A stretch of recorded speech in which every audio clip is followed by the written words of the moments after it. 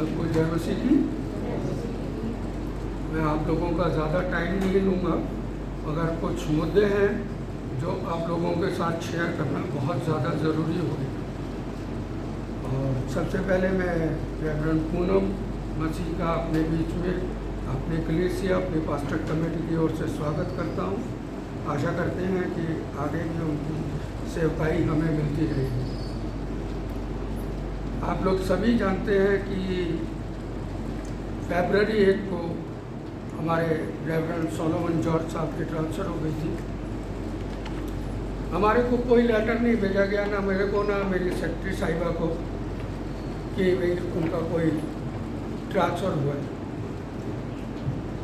उनका ट्रांसफ़र होने के टाइम रेवरेंड सोलोमन जॉर्ज ने मुझे बताया कि यहाँ पे रेवरेंड सुरेश कुमार आ रहे हैं।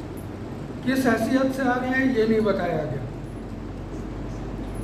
हमने बड़े जोश खरोश के साथ रेवरेंड सुरेश का स्वागत किया, मगर जब मेरे को वो लेटर किसी और जगह से मिला तो लेटर में पता चला कि वो एडिशनल पास्टर है। बस तभी से हम लोगों के बीच में और रेवरेंड सुरेश के बीच में खींचातानी चलने लगी। उस लेटर पे जो बार बार वो आपके ग्रुप्स में डाल रहे हैं, जितने अक्लमंद लोग हैं वो अगर उस लेटर को पढ़ेंगे तो वो समझ जाएंगे कि ये एक बेतुकाल और मैं कहूँगा कि जिसने भी वो लेटर ड्राफ्ट किया है उसको समझ ही नहीं है। वो पहली लाइन में लिख रहे हैं कि you are requested to take the additional charge of Christ Church Basai Darapur, और उसके बाद कहते हैं and you are appointed as presbyter in charge of Christ Church Basai Darapur. Additional charge दिया गया है कि प्रेसबिटर बनाया गया है। अगर प्रेसबिटर बनाया गया है तो एक पास्टर 2 चर्च का प्रेसबिटर इंचार्ज नहीं हो सकता। इस चीज़ को मैंने पादरी सुरेश साहब के साथ भी शेयर किया था, पादरी गजन के साथ भी शेयर किया था, और हमने बिशप साहब को लेटर्स भी लिखे जो कॉपियाँ हमारे पास हैं। हमने मेल भी डाली, हमें कोई जवाब नहीं आया।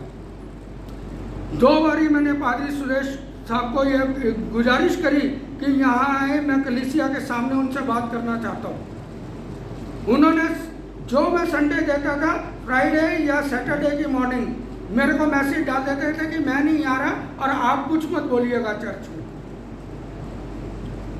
उसके बाद एक दिन वो ग्रुप पे लिखते हैं कि आप ये बातें ग्रुप में मत शेयर किया करें। मैंने कहा भाई साहब, शुरुआत तो आपने करी थी, आप देखिए मेरा मैं डरा हुआ है। तो वो वहाँ से हट गए मेन ग्रुप से, और हमारी पास्टर कमेटी के ग्रुप में आके लिखते क्या है कि मिस्टर डैनियल, ये जो मुद्दे हैं ये कलीसिया के सामने नहीं होते और इसको हम लोग बैठ के सुलझाएंगे। मैंने कुछ उसका जवाब नहीं दिया। हमें कुछ पता नहीं होता। आज पादरी पूनम आ रही है, हमें नहीं पता था, नहीं तो इससे अच्छा हम वेलकम करते इनका।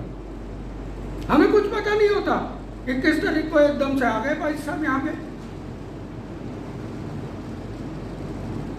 आए, कोई बातचीत नहीं। और इतनी निंदनीय हरकत, मैं तो निंदनीय कहूँगा, जिसकी इस बात की जितनी निंदा की जाए कम है। उन्होंने अपने सरमन के बीच में ये मुद्दे उठाए ताकि मैं टोक ना सकूं। मैंने वचन की पवित्रता को ध्यान में रखते हुए उनको बिल्कुल नहीं टोका। मैं पादरी साहब को इस वीडियो के माध्यम से ये संदेश देना चाहता हूँ कि ऐसी हरकत अगली बार तो हम नहीं बर्दाश्त करेंगे, हम शायद बीच में ही बोल पड़ेंगे। और दूसरा, उससे बड़ा, इतना बड़ा पाप किया उन्होंने पुलपिट से। मुझे बोलते हुए शर्म आ रही है, सीनियर पास्टर हैं, उन्होंने पुलपिट से बिशप पीसी सिंह के कसीदे पढ़े। उन्होंने ये कहा कि बिशप पीसी सिंह बहुत ईमानदार इंसान है। उन्होंने कुछ नहीं किया। ये 10,000 करोड़ की जो जमीन घोटाले के वो चल रहा है उसमें उनका कोई हाथ नहीं है। अब क्या हुआ देख लीजिए 8 तारीख को। अब भी पादरी साहब यही कहेंगे क्या कि पीसी सिंह साहब बहुत ईमानदार हैं? 8 तारीख की शाम को 6:30 बजे उनको मॉडरेटर की पोस्ट से सस्पेंड कर दिया गया। दया आ रही है हमें आज की डेट में CNI में होते हुए, शर्म आ रही है लोगों के सामने। मेरे को लोग फोन कर रहे हैं, अरुण ये क्या चल रहा है।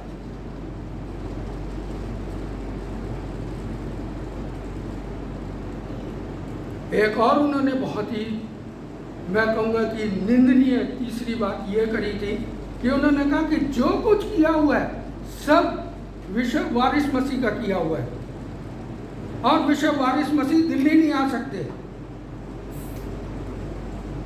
दिल्ली नहीं आ सकते क्योंकि दिल्ली में अगर वो आएंगे तो मेरी परमिशन से आएंगे, जबकि बिशप वारिस उससे 4 दिन पहले 5 दिन पहले दिल्ली में थे और दिल्ली डायसिस ने उनको कार प्रोवाइड करी।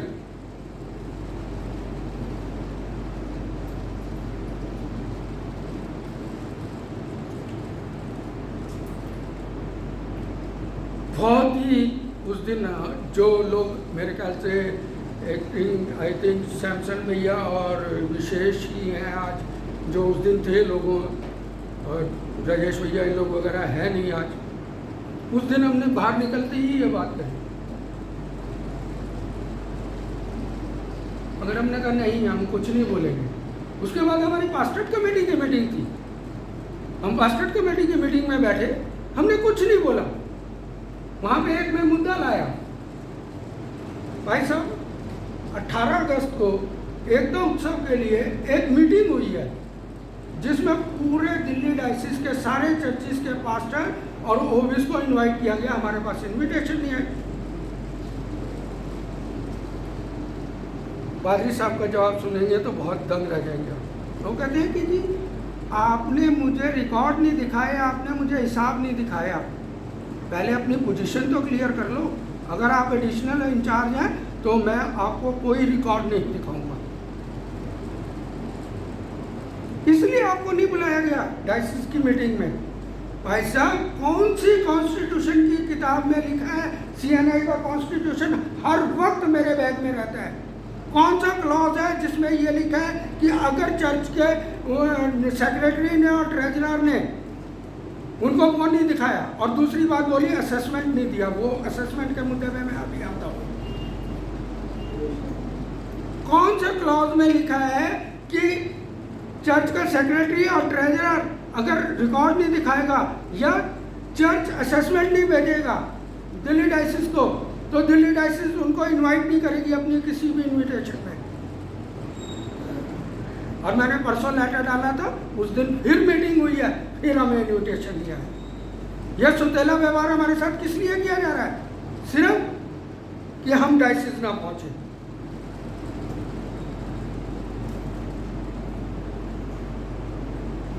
मैं असेसमेंट के मुद्दे पे आता हूं। हम 80,000 रुपये असेसमेंट दे रहे थे लास्ट ईयर तक। 21-22 का हमारा जो असेसमेंट था 80,000 रुपये, जिसमें से 40,000 हम दे चुके, 40 हमें देना था, मगर मैंने रोक दिया। उसके 2 कारण हैं। एक हमारी जो रेगुलर डिमांड है, पास्टर दीजिए, पास्टर पूनम खाली हुई थी, उनको हमारे यहाँ दे सकते थे। सेंट थॉमस में तो 2 पास्टर ऑलरेडी हैं, मगर नहीं दिया। हम 80,000 रुपये असेसमेंट दे रहे हैं, हमारे एक 1.5 साल पुराने पास्टर को उठा के एक 30,000 रुपये असेसमेंट देने वाले चर्च में ट्रांसफर कर दिया, पादरी जॉर्ज सोलोमन को। हम किस चीज़ का असेसमेंट दे रहे? खाली हमने एक मोहर ले रखी है क्राइस्ट चर्च CNI बसई दारापुर, हमने मोहर नहीं ली है। हम जानते हैं हम क्या हैं। आज हम यहाँ 25 से 30 आदमी बैठते हैं। अगर आप 3 साल पहले जाओ, पैंडेमिक से पहले, महामारी से पहले के टाइम में जाओ, यहाँ 60, 65, 70 आदमी होते थे। सब कहाँ गए? सिर्फ एक पास्टर न होने की वजह से सब चले गए। छूट लिखा जाता है रजिस्टर में अटेंडेंस।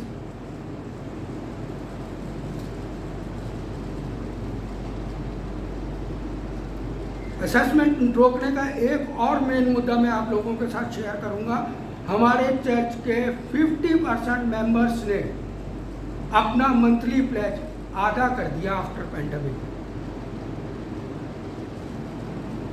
हमारी संडे ऑफरिंग जो 3,500-4 हज़ार रुपये आती थी, आज की डेट में कई दफ़ा 700, 600, 1000, 1100, 1200 आ रही है।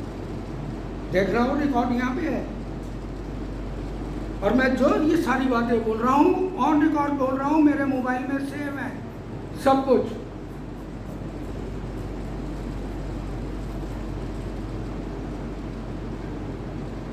हमारे मॉडरेटर साहब सस्पेंड हो गए हैं और CNI हमारी बहुत ही दुर्दशा में है। अपनी दुआओं में याद रखिए CNI को, दिल्ली डायसिस को, क्योंकि दिल्ली डायसिस में एक नया क्राइसिस पैदा हो गया। मॉडरेटर साहब ना रहने की वजह से बिशप इलेक्शन भी पोस्टपोन हो रहे हैं, सुनने में आया है। तो अभी दिल्ली डायसिस को बिशप भी नहीं मिलने वाले, और ख़ास तौर से अपनी कलीसिया के लिए दुआ कीजिए, हमारी कलीसिया वापस लौटे, ये जो मुद्दे हैं ये जल्दी से जल्दी सुलटे और हमारा जो है normalise. Thank you very much.